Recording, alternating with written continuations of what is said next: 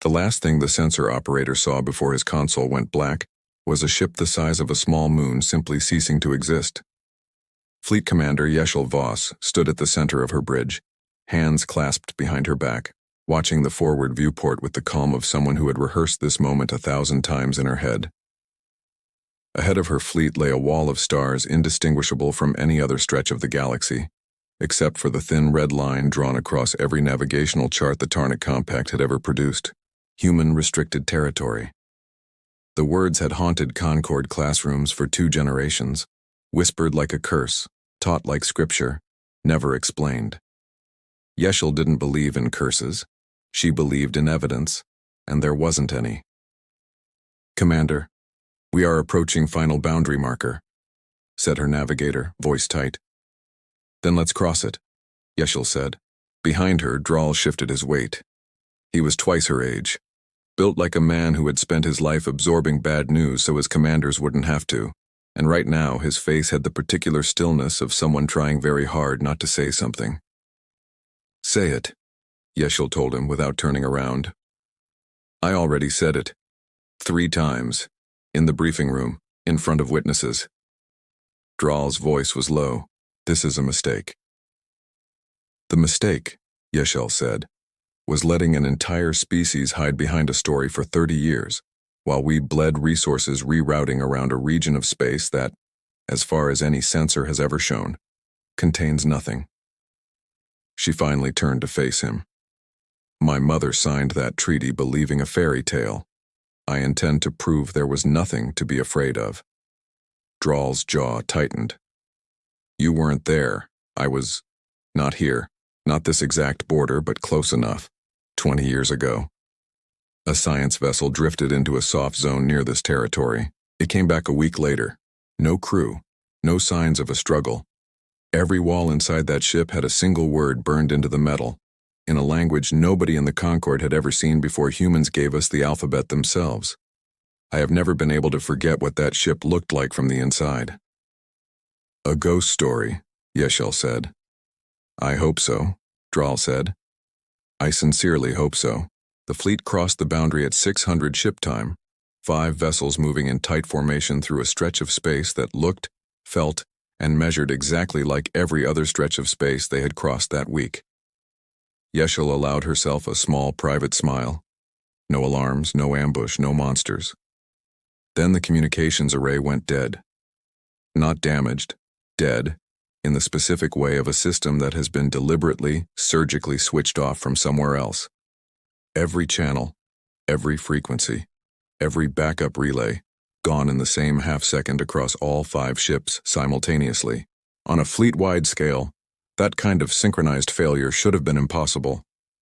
"Get it back," Yeschel snapped. "Commander, there's nothing wrong with it," the comms officer said, staring at her readouts like they had personally betrayed her. "The hardware is fine, it's just not receiving or transmitting. It's like the space around us stopped carrying signal." Ithka, the fleet's young science officer, had gone very quiet at her station, fingers moving fast across a secondary display. She was the kind of officer who got excited by anomalies instead of frightened by them, which was normally an asset. Right now, her excitement looked a lot like fear wearing excitement's clothes. "Commander, I'm reading 0 long-range contacts," Ithka said. "Not stealthed, not cloaked. 0. Passive and active scans both come back clean. According to every instrument on this ship, we are alone out here." "Then there's nothing to worry about," Yeschel said, loud enough for the bridge to hear, though something cold had started to move through her chest that she refused to name. She keyed the fleet-wide channel, the one system that was, against all sense, still working. "This is Fleet Commander Voss. We have crossed into restricted territory and encountered no resistance, no fortifications, and no evidence of any advanced threat. I want full sensor sweeps logged and transmitted the moment we regain contact with Compact Command.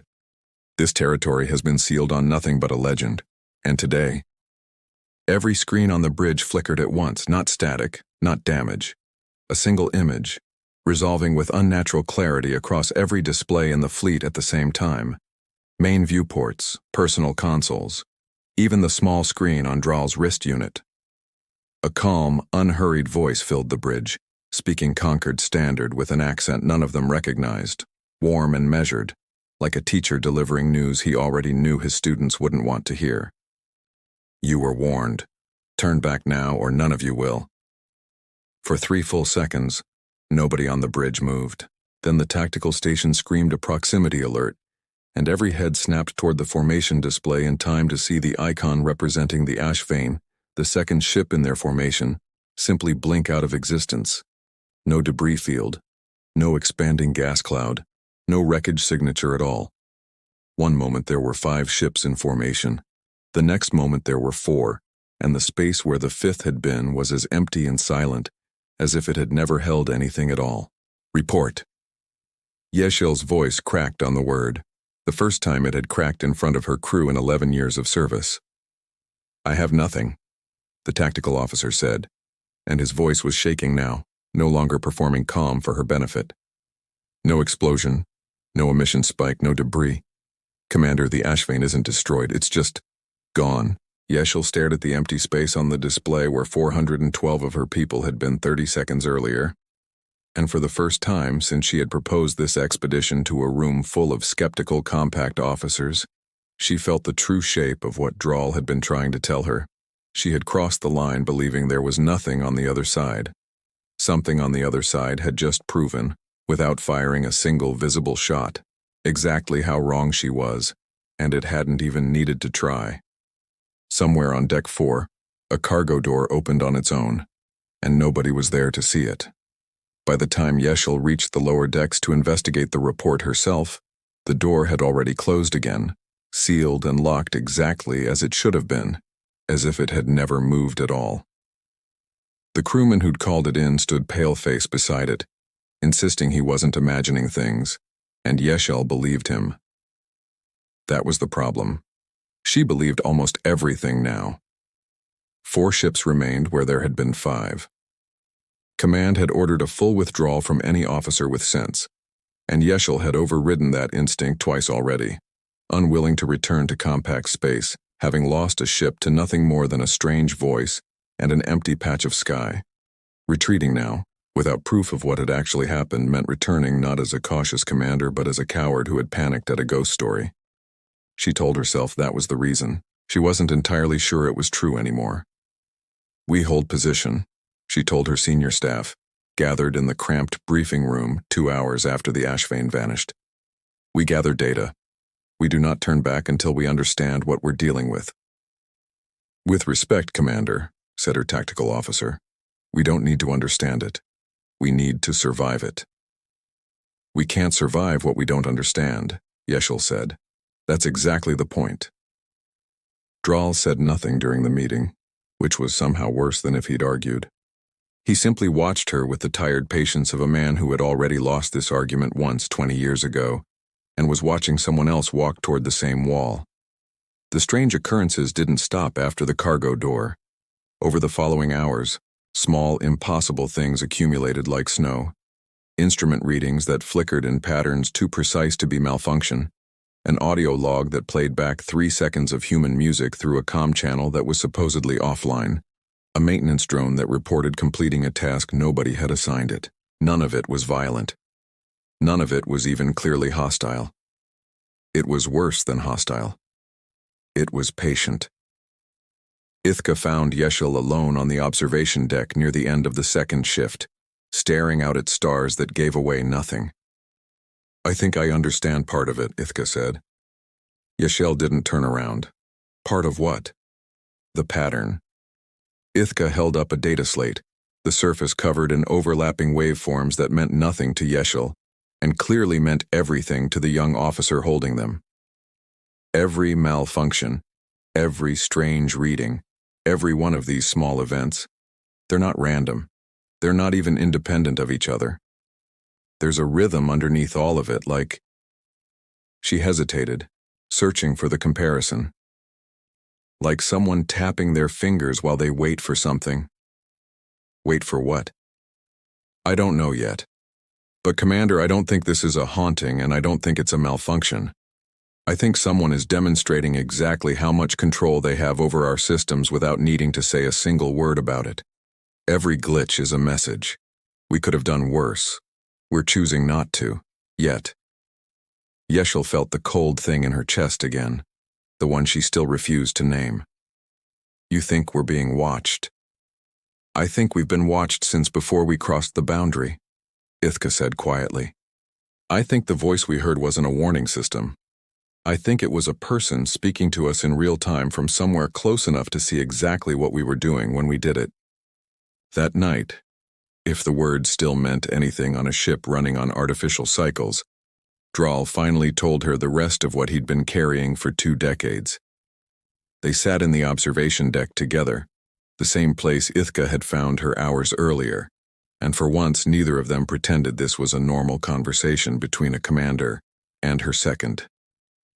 The word burned into the walls of that science vessel, Draal said. I never told the full briefing team what it said, because nobody who saw it wanted it repeated. It wasn't a threat. That's what made it worse.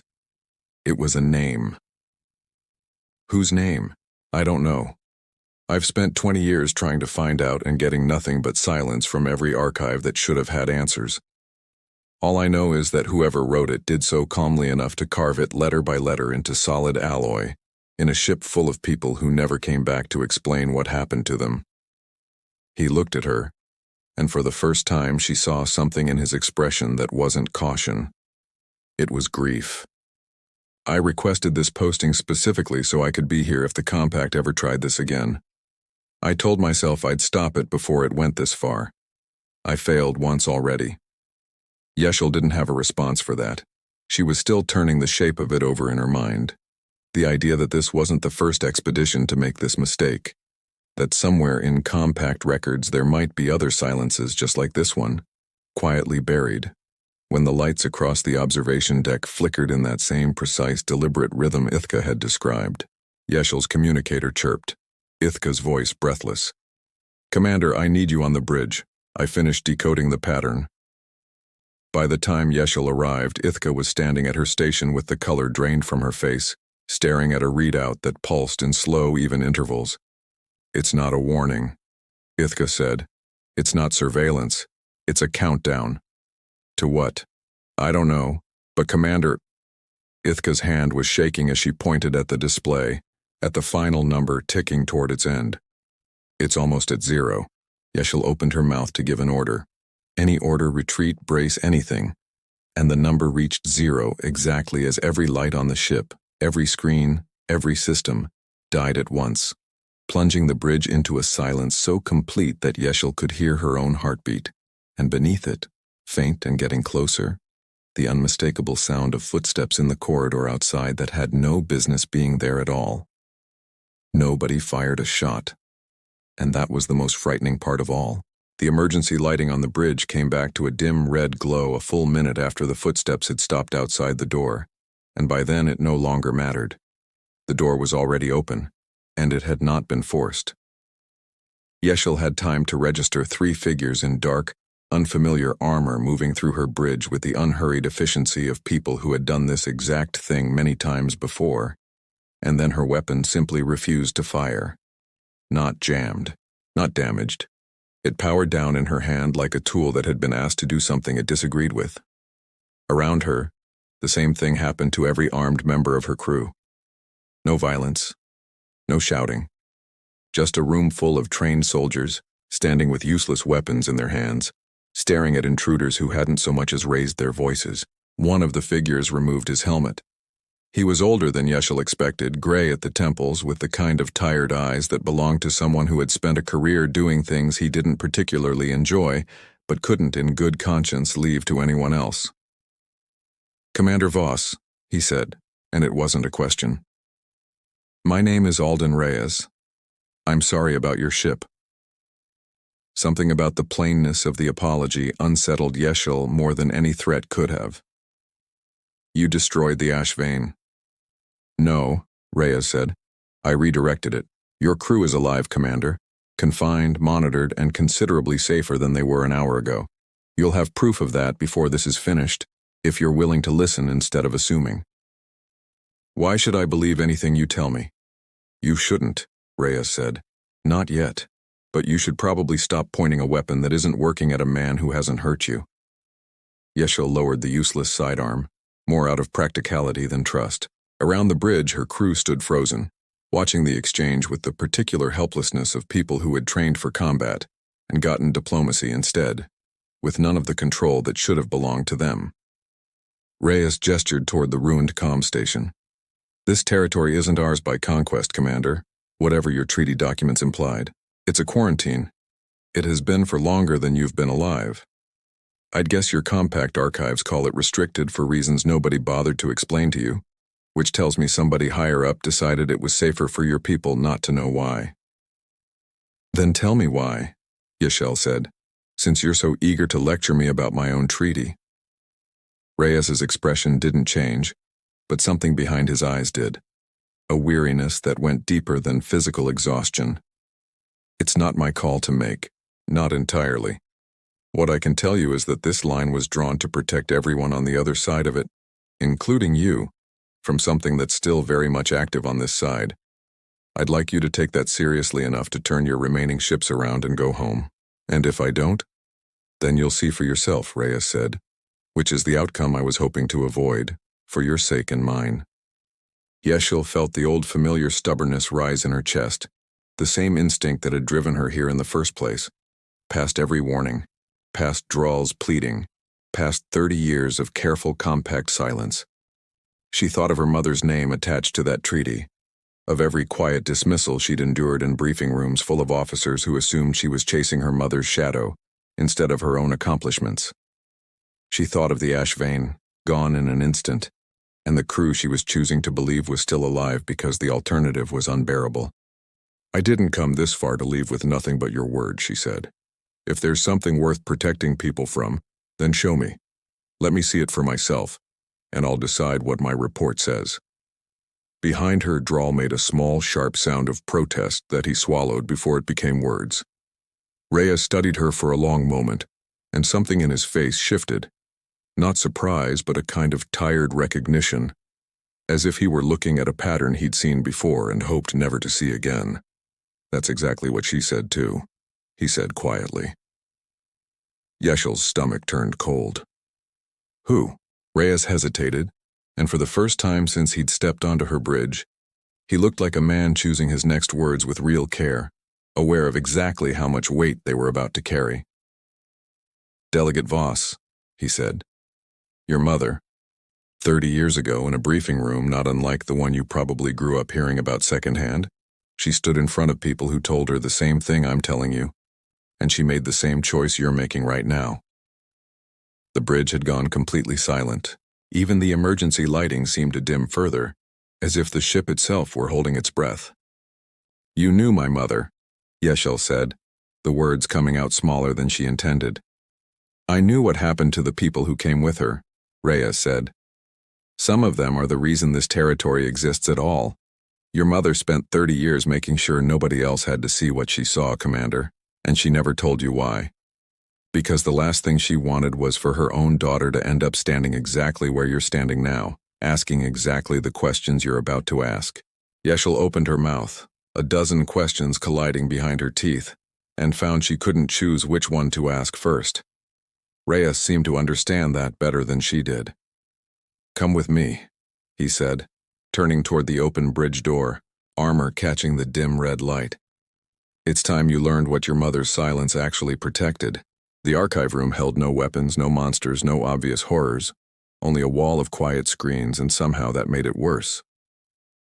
Reyes led Yeshel and a small honor escort through a human outpost that felt less like a fortress and more like a place people had learned to live inside grief, efficient and unadorned, built for endurance rather than comfort. Nobody they passed looked surprised to see a Concord officer walking among them. Nobody looked afraid either. They looked like people who had simply seen this exact scene play out before. 30 years ago, Reyes said, keying open a secured archive, your mother led a compact delegation into what was, at the time, a far smaller restricted zone. Not this one. A colony world 2 systems from here, One your compact records almost certainly list as uninhabited, or lost to natural disaster, or some other convenient explanation nobody bothered to verify. The screens flickered to life. Yeşil watched footage she'd never seen, from a war she'd never been told existed. Human colony structures burning under an assault that came not from ships or soldiers, but from something that moved like a single organism, made of 1,000 smaller ones, swarming, adapting, learning as it attacked. She watched human defenders hold impossible lines against odds that should have ended the engagement in minutes, watched them keep holding long after any compact doctrine would have called for retreat. "What is that?" Yeşil said, her voice barely above a whisper. "We call it the Hollow," Reyes said. "It doesn't have a real name, not one that means anything translated. It's not an empire. It's not a species in any sense your treaties recognize. It's old, and it's patient, and it does not stop unless something makes it stop. And my mother saw this. Your mother watched an entire colony population evacuate under fire while human forces bought them every second they needed, at a cost your compact records have never once acknowledged." Reyes paused the footage on a single frame, a human soldier standing alone at a collapsing perimeter, holding a line that had no reinforcements coming. She asked afterward why humanity never told anyone the true scale of what happened. Command gave her an answer she apparently found convincing enough to spend the rest of her career keeping quiet about it. What answer? That the moment the wider galaxy learned the Hollow existed, someone somewhere would try to weaponize it or study it or provoke it out of curiosity, the way you just did, Reyes said, not unkindly, though the words landed like a blow anyway. Your mother chose to protect people from that temptation instead of warning them away from it directly. She thought silence was safer than the truth. I'm not certain she was wrong. I'm also not certain she was right, which is why I'm standing here telling you all of this instead of putting you on a shuttle home. Yeşil stared at the frozen image of the lone soldier, and something in her chest twisted painfully. A grief for a mother she suddenly understood far less than she'd believed she did an hour ago. All those years of quiet evasions, of careful non-answers whenever Yeşil asked about the treaty, of a woman who had built an entire diplomatic career around a wound she never once mentioned. Yeşil had spent years resenting that silence, certain it was distance or disappointment or simple politics. It had never once occurred to her that it might have been love. Elsewhere in the outpost, Ithka sat hunched over a terminal in a small archive alcove Reyes's staff had granted her limited access to. A gesture of goodwill she suspected was also a test. She had been given readiness logs, drill schedules, defense diagrams, maintenance records for weapons systems that dwarfed anything in compact inventories, and told, with a kind of grim honesty she hadn't expected from a supposed enemy, that she could look at anything that wasn't actively classified. What she found didn't comfort her. If anything, it did the opposite. The logs weren't historical. They weren't records of a war fought and finished 30 years ago. They were current, updated within the last standard week, full of drills scheduled months into the future, defense grids maintained with an intensity that made sense only if the threat behind them was still, in some form, active. She was still trying to make sense of the dates when the entire outpost's alarm system erupted at once, a deep, rolling klaxon that didn't sound like a drill, didn't sound rehearsed, didn't sound like anything Ithka had heard humans produce in the calm, controlled hours since their arrival. She found Yeşil and Reyes already moving through the corridor at a run, Reyes barking orders into a comm unit in clipped urgent phrases, his earlier calm entirely gone, replaced by something sharper and far more frightening. "What's happening?" Yeşil demanded, matching his pace. Reyes didn't slow down. For the first time since he'd stepped onto her bridge, his composure had cracked completely, replaced by the tight, focused fear of a man who had trained for this moment his entire career and still wasn't ready for it. "It's early," he said, and the words came out clipped, almost disbelieving, as though he were still trying to convince himself. "It's never come this early before." The stars outside the outpost's viewport went dark, and it took Yeşil a full second to realize it wasn't a power failure. Something was blocking them.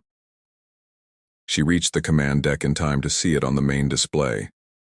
A swarm, vast and shapeless at first glance, resolving under closer scan into countless individual forms, moving with a single coordinated purpose, flowing toward the outpost like smoke poured through water.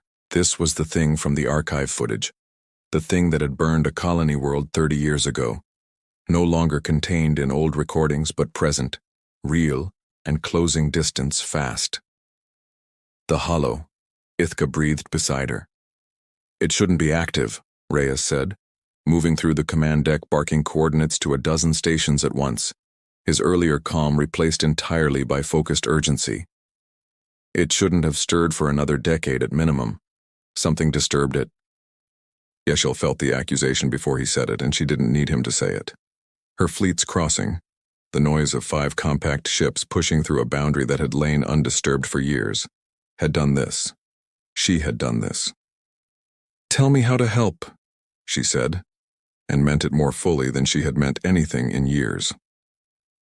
Reyes glanced at her, weighing something behind his eyes, then nodded once, sharp and decisive. "Your ships still have full weapons capacity. Ours are stronger, but we're stretched thin defending the civilian evacuation routes. If your crews are willing to fly defense on the outer line, it would buy us time we don't currently have." "They'll fly," Yeshel said, already keying her comm unit, praying the connection would hold long enough to reach her remaining ships. It did. Within minutes, 4 compact vessels that had crossed the boundary as invaders were flying formation beside human defense ships as something closer to allies, an alliance built not on treaty or trust but on the simple, brutal necessity of survival. Yeshel watched from the command deck as human tactics unfolded in ways that defied every doctrine she'd ever studied. Ships intentionally sacrificing themselves to seal breach points in the swarm's advance, soldiers holding positions they had to know were unsurvivable. Coordination so tight it looked less like military strategy and more like a single organism defending itself. "They're not fighting like an army," she said quietly, almost to herself. "They're fighting like family," Drahl said beside her, and she realized he'd appeared without her noticing, weapon in hand, ready to join the defense himself despite his age, despite everything. "This is what I saw 20 years ago. I just never understood it until now." Down in the archive alcove turned makeshift engineering bay, Ithka worked side by side with a human engineer named Priya, the two of them racing to adapt Concord weapon systems to interface with human defense grids, a task that should have taken weeks compressed into a desperate handful of hours. Ithka had never worked this way before. No formal protocols, no committee approvals, just 2 people from different worlds solving a problem because the alternative was unthinkable. "Your targeting arrays are elegant," Priya said, hands moving fast across an exposed console. "But they're built to fight things that think like we do. The hollow doesn't. It adapts to patterns. You need randomness baked into the firing sequence, or it'll learn your rhythm in about 90 seconds and walk right through it." "Then let's give it something it can't learn," Ithka said, and for the first time since crossing the boundary, she felt something other than fear. A fierce, focused purpose she hadn't expected to find in the middle of a nightmare. On the outer line, Yeshel took direct command of the defense around a human transport packed with wounded and civilians, coordinating her ship's weapons with 3 human vessels in a formation none of them had ever trained together to fly. She watched the swarm test their defenses, probe for weakness, adapt with a horrible, patient intelligence, and she understood in her bones exactly what her mother had witnessed 30 years ago and never spoken of again. This wasn't a war that could be won by strength alone. It was a war that could only be survived by people willing to give more of themselves than strategy alone demanded. The breach came anyway. It happened fast, a section of the swarm finding a gap in the coordinated defense, pouring through toward the outpost's outer ring where the last of the civilians were still being evacuated. Alarms screamed across every channel. Reyes's voice cut through the chaos, steady even now, giving the order Yeshel would remember for the rest of her life. "All non-essential personnel evacuate immediately. I say again, all non-essential personnel evacuate now."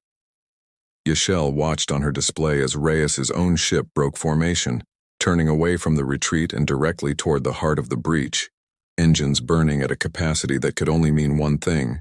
"Reyes, what are you doing?" she said into the comm. Though she already knew the answer, had already seen this exact shape of sacrifice in the archive footage from 30 years ago. His voice came back calm, almost gentle, a man who had made peace with a decision long before this moment arrived. "Buying you time, Commander," he said. "Get your people out. That's an order I don't have the authority to give you, but I'm giving it anyway." And then his ship plunged directly into the swarm's densest concentration, alone, deliberate, and utterly without hesitation, while Yeşil screamed at her own crew to hold formation and follow him in. Only one ship came back through the closing wall of light, and for 3 unbearable seconds nobody on the outpost's command deck could tell if it was his. Yeşil had disobeyed the order the moment she understood what it meant. She threw her ship into formation behind Reyes's vessel, weapons screaming, dragging her reluctant but loyal crew into the heart of the swarm alongside him, because she had finally understood something her mother had never found the words to teach her directly. Some lines were worth crossing not for glory, but because someone else was already standing on the other side of them, alone. The Hollow's core intelligence, when they reached it, looked nothing like a weapon and everything like a wound in space itself, a dense, pulsing knot of coordinated matter that every scan struggled to fully resolve. Reyes's ship struck it first, weapon systems overloaded deliberately, a controlled detonation aimed with a precision that spoke of a man who had planned this exact maneuver long before tonight, perhaps even before Yeşil's fleet had ever crossed the boundary. The blast tore through the swarm's central mass, and for one terrible moment the entire formation convulsed, thrashing without direction, its coordination shattered. Ithka's voice cracked through every open channel, breathless and urgent. "Now, Commander, the containment field now while it's disoriented." The randomized targeting sequence she and Priya had built in a handful of desperate hours came online across every human and conquered ship still in formation, weapons firing in patterns the Hollow's remaining fragments couldn't predict or adapt to fast enough. Slowly, agonizingly, the swarm began to fold inward on itself, pulled by human containment technology into a shrinking, collapsing mass, sealed at last behind a boundary that held. When it was over, the silence on the command deck was the loudest thing Yeşil had ever heard. Only one ship crossed back through the closing containment field before it sealed. For a moment that stretched far longer than 3 seconds actually deserved to. Nobody could confirm which one. Then the identification codes resolved and Yeşil's knees nearly gave out with relief and grief tangled together so tightly she couldn't separate them. It was Reyes's ship, crippled venting atmosphere from a dozen ruptures barely holding together, its crew reduced to a skeleton handful who had somehow, impossibly, survived. Reyes himself was found in the wreckage of his own command chair, alive but gravely wounded, having given nearly everything he had to buy the rest of them the chance to seal the breach.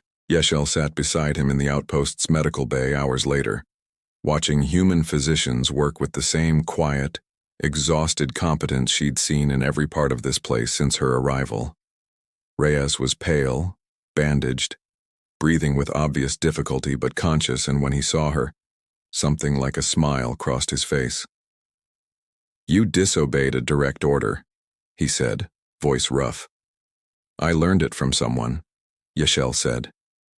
Reyes's smile faded into something quieter, more serious. "Your mother would have done the same thing tonight. I want you to know that. Whatever guilt you're carrying about the ash vein, about crossing that boundary in the first place, she made mistakes too, once, a long time ago. The difference is what you do after." "How many times has this happened?" Yeşil asked. "Ships crossing the line thinking it was a bluff?" Reyes was quiet for a long moment. "More than the Compact's records will admit. Every incursion gets quietly buried one way or another, because the alternative is a galaxy full of people who either want to weaponize the Hollow or panic about it before we're ready to explain it properly. We've been holding this line alone for 30 years, Commander. Not because we wanted the isolation, because nobody else was prepared to bear the cost of standing here with us." Yeşil thought of the archive footage, the lone soldier holding an unsupported line, the ships that sacrificed themselves without hesitation, the immense silent grief woven into every corner of this outpost. She thought of her mother's decades of quiet evasions, finally understood not as distance but as a mother trying, in the only way she knew how, to keep her daughter from ever having to learn this particular truth firsthand. She had learned it anyway, She found, sitting there, that she didn't regret it. In the days that followed, as the survivors of both fleets began the long process of returning to their respective territories, Yeşil requested something no compact officer in her position had ever formally requested before. A liaison post, permanent, stationed at the boundary itself, working directly alongside the humans she had once dismissed as hiding behind a myth. The request was met with confusion, resistance, and eventually, reluctant approval. Granted more out of political embarrassment than genuine understanding, she commissioned a small, quiet memorial near the outpost for the crew of the HFY, and for every name in the outpost's own long, mostly unspoken record of losses, human and conquered alike, finally given the acknowledgement 30 years of silence had denied them. On her last night before formally taking up her new post, Yeşil stood again at the boundary marker where this had all begun, the old warning long since updated. Beneath the original red line in Concord Standard translated for the first time in the marker's history, a single line of human text had been added, simple and unadorned, exactly the way Reyes had described his people to her that very first day. Some lines aren't drawn to keep you out. They're drawn to keep you safe so someone else doesn't have to bleed alone. Yeşil read it twice, then activated her comm and requested the first watch shift at the new liaison post, standing where her mother once stood, no longer chasing anyone's shadow but her own, ready at last to help carry a burden that had been carried alone for far too long.